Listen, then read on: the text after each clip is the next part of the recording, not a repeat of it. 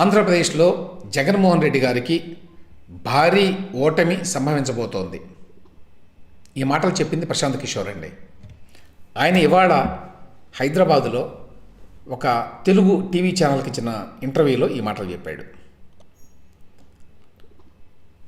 ఎన్నికలు జరగడానికి ఇంకా 24 గంటల టైం ఉండగా ప్రశాంత్ కిషోర్ లాంటి ఎలక్షన్ స్ట్రాటజిస్టు ఈ మాటలు చెప్పాడు అంటే వాటికి చాలా ప్రాధాన్యం ఉంది. కావాలని ఉద్దేశపూర్వకంగా ఎలక్షన్కి 24 గంటల ముందు ఈ మాట చెప్తున్నారా అనే మాట కూడా ఆయన అడిగారు. అడిగితే ఆయన ఏమన్నాడంటే, నేను ఇప్పుడేదో ఎలక్షన్ ముందు ఈ మాట చెప్పడంలా, నేను 3-4 నెలల కిందటే హైదరాబాదులోనే చెప్పాను అన్నాడు. కరెక్టే. ఆయన ఇండియన్ ఎక్స్ప్రెస్ వారు నిర్వహించినటువంటి ఒక కాంక్లేవ్లో పాల్గొన్నప్పుడు కూడా ప్రశాంత్ కిషోర్ ఇదే మాటలు చెప్పాడు. అంతే కదండి. ఈ సందర్భంలో ఆయన ఇంకొకటి కూడా చెప్పాడు. యాక్చువల్గా నేను జగన్మోహన్ రెడ్డి గారికే 7.5 కిందట ఢిల్లీలో కలిసినప్పుడు ఇదే మాట చెప్పా. సరే, ఆయనైతే లేదు నేనే గెలవబోతున్నాను అని చెప్పాడు నాకు. కానీ నేనైతే ఆయనకు చెప్పాను, మీకు పరిస్థితులు ఏమాత్రం బాగాలేవు ఏపీలో ఈసారి అనే మాట 1.5 సంవత్సరాల క్రితమే ఆయనకు చెప్పాను అన్నాడు. ఇక ఎందుకు ఓటమి సంభవిస్తుందని చెప్పి ప్రశాంత్ కిషోర్ అనుకుంటున్నాడు. ప్రధానంగా ఇంతకుముందు చెప్పిన మాటే అదేంటంటే, జగన్మోహన్ రెడ్డి గారు మొత్తం తన దృష్టినంతా కూడా సంక్షేమం మీదనే పెట్టాడు. అదొకటే తన గెలిపిస్తుందని నమ్ముతున్నాడు. కానీ అది కరెక్ట్ కాదు.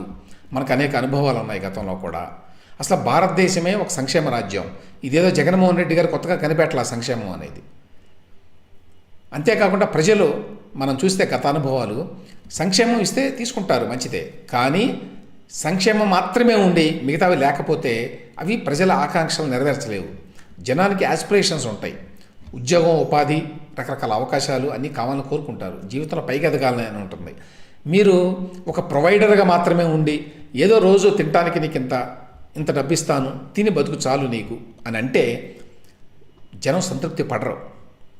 ఆ విషయాన్ని జగన్మోహన్ రెడ్డి గారు అర్థం చేసుకోవడం లేదు అనే పాయింట్ మళ్ళీ వివరంగా చెప్పాడండి.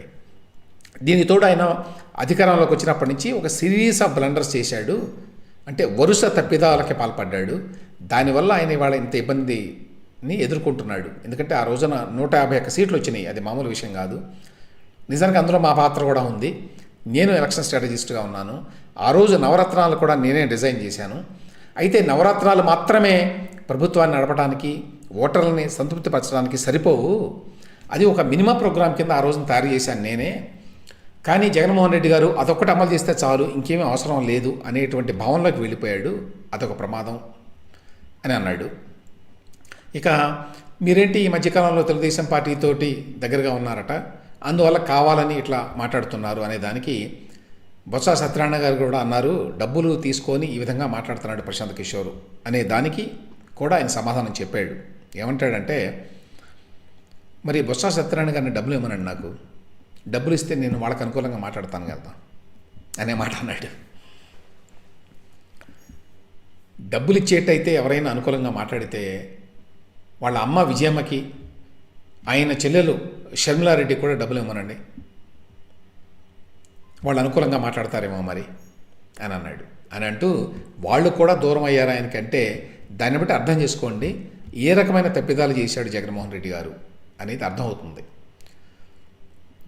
తర్వాత నేను గతంలో ఆయనతో పనిచేశాను, ప్రత్యేకంగా వైరం ఏమీ లేదు, అయినా కూడా ఆ విధంగా మాట్లాడుతున్నారంటే కృతజ్ఞత అనేది లేదు వాళ్ళకి అనేది కూడా అర్థమవుతుంది దీన్ని బట్టి అని కూడా ఒక మాట అన్నాడండి.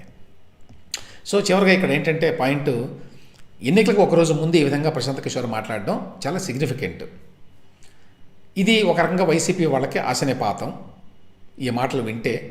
అదే టైంలో కూటమిలో ఉన్నటువంటి పార్టీలకి ఇది ఒక జోష్ను కల్పించేటువంటి మాటలు ఇవి. అయితే ప్రశాంత్ కిషోర్ చెప్పగానే జగన్మోహన్ రెడ్డి గారు ఓడిపోతున్నాడు, ఈ కూటమి ఆధ్వర్యంలో ఉన్నటువంటి ఈ పార్టీలన్నీ కూడా ప్రభుత్వం ఏర్పాటు చేయబోతోంది అని నమ్మాలా అనే ప్రశ్న వస్తుంది. ఎవరు కూడా ఎంత గొప్ప ఎలక్షన్ స్ట్రాటజిస్ట్ కూడా 100% ఖచ్చితంగా ఫలితాలు ఎట్లా ఉండబోతున్నాయో ప్రెడిక్ట్ చేయలేరండి.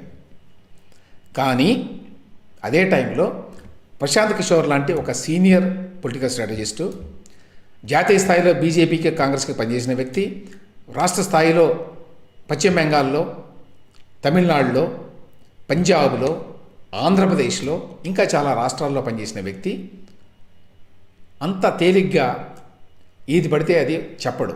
అంత తేలిగ్గా ఒక పార్టీ ఓటమి పాలవబోతోంది అనే మాట అనడు.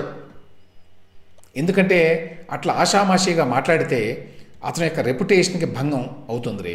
రేపు అటు ఇటు కనుక అయితే ఫలితాలు న్యాచురల్గా ఆయన యొక్క క్రెడిబిలిటీకే పెద్ద దెబ్బ.